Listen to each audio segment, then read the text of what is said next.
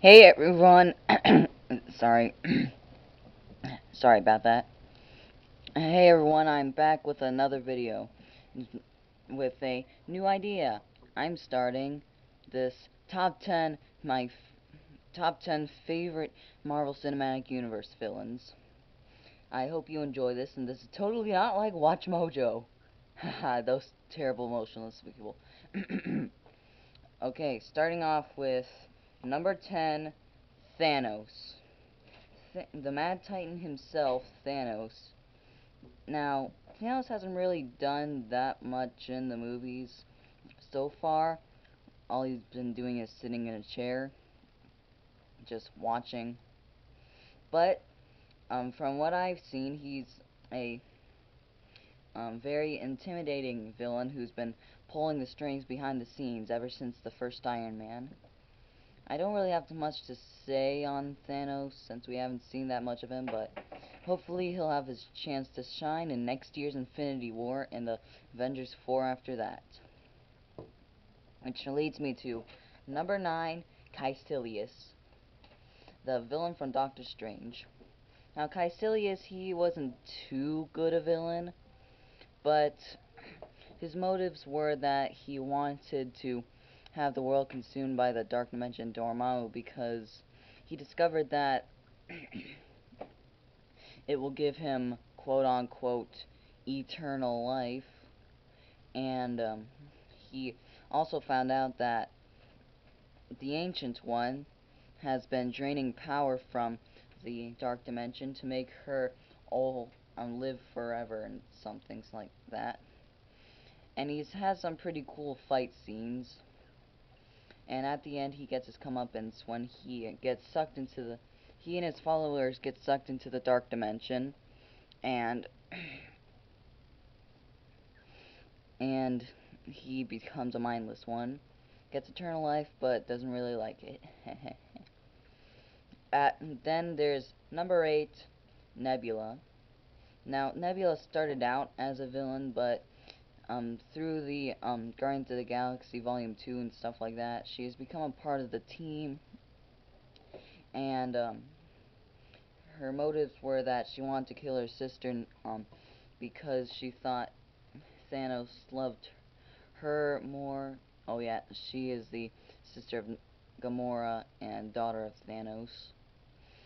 Well, kind of stepsister, but anyway, she wanted to kill not Nebula, Gamora, because she was mad at her. I said this already. And she has this fight at the end of the first Guardians of the Galaxy, and then she escapes, gets caught by the Sovereign, and joins the team and becomes a good guy. So, yeah. Oh, and at number 7 is Obadiah Stane's Ironmonger.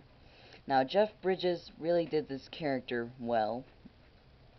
He was kind of intimidating. He has some funny moments, like the Tony Stark built this in a cave moment.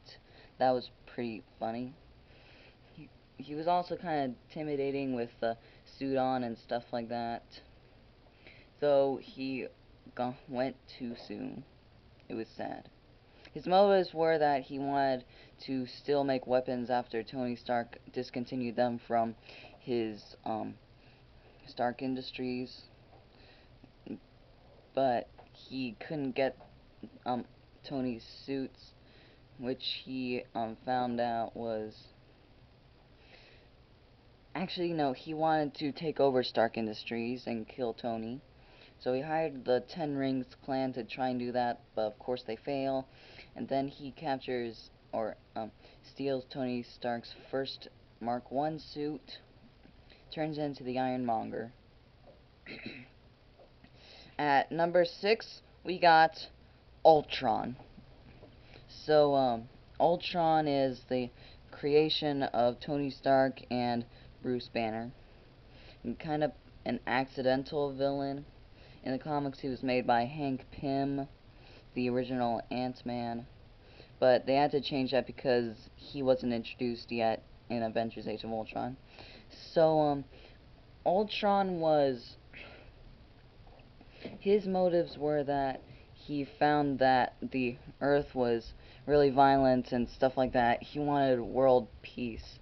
So he just thought, kill all the humans. Yeah, that'll do. It was kind of weird, but he was also pretty funny and sarcastic, even though he's a robot. But his ultimate plan was to drop a giant meteor on the Earth and kill everyone.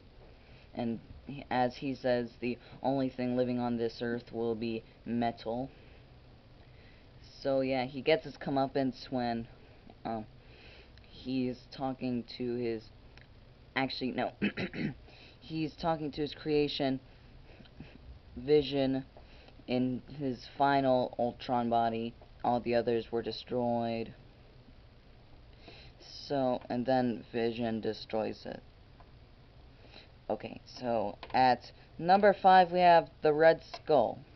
Hugo Weaving as the Red Skull was pretty good.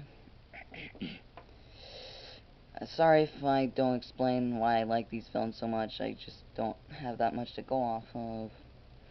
So, the Red Skull, he was a pretty good villain. Yeah. He was intimidating.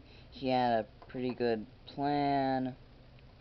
And he, at the end of Captain America's Civil War, he gets sucked into space by the Cosmic Cube.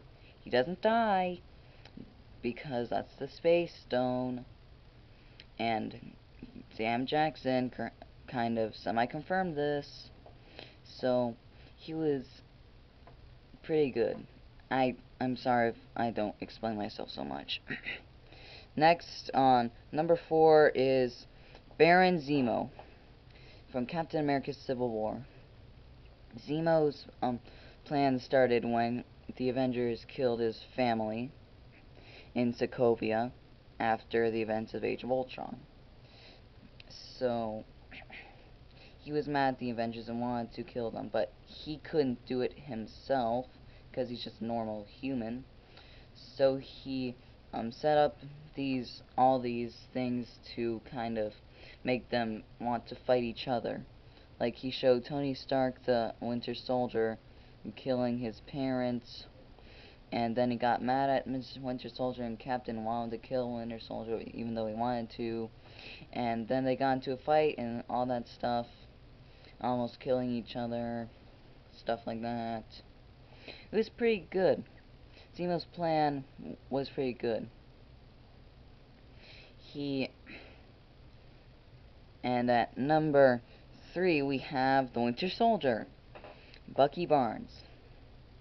So, after he fell down the train in Captain America, the First Avenger, Arnim Zola found him, and other Hydra agents did too, and they replaced his broken left arm with a robotic one, and trained him to be the greatest assassin in all of the history. And so he was pretty good at that, assassinating people, stuff like that. He was also a pretty good villain because it's Captain America's best friend, so Captain America doesn't really want to defeat him. He just wants him to turn from his villainous ways. But then Bucky he's kind of brainwashed, so he doesn't really remember Cap. And so, yeah. He eventually does turn good and becomes Cap's best friend again. At number 2, we have the Vulture from Spider-Man Homecoming. Yes, the most recent villain is one of the best. Michael Keaton is really intimidating in this role. He had a good plan, he was pretty smart, and he became more intimidating when you found out who he really was. If you want to hear my real thoughts, check out my previous video, the Spider-Man Homecoming review. And at number 1, no doubt, is Loki. This guy right here with the horned helmet. So Loki, he started out in Thor. His motives were that he was a frost giant, even though he didn't really know that until Odin was about to go into the Odin sleep. And so he wanted to get revenge on Thor and the Frost Giants and stuff like that to prove to Odin that he was worthy of being king. Because he also wanted to be king and felt that he was in Thor's shadow all the time. So he eventually leaps off of the... Well, he doesn't leap. He just falls off the Rainbow Bridge into oblivion, where he comes back in the Avengers with a Chitauri army and tries to destroy New York or something like that, yeah. And he's actually kind of successful, but eventually the Avengers stop him and he goes back to Asgard, where he's imprisoned there. And so eventually Curse, another bad guy, frees him. I know, actually, Curse doesn't do that. Thor does to help defeat Curse and Malekith. And, what was I gonna say? And Loki fakes his death, but then comes back as Odin, well, is disguised as Odin, until this very time at Thor Ragnarok. And, well, the best thing about Loki is that he hasn't died at all. Well, he faked in Thor the Dark World, but he didn't die. Same goes for the Vulture, and the Winter Soldier, and Baron Zemo, Red Skull, and basically my top 5. They haven't died. So, that's pretty much all I have to say. I'm sorry if this is really cringy and I don't have anything to go off of, but, make sure to smash that like button like a Hulk. That was a really bad joke. And subscribe to Metal Luigi the Hedgehog 28 for more top 10s coming up. I don't really have anything else planned, but I'll come up with something before next week. See you in the next week, babies. Bye.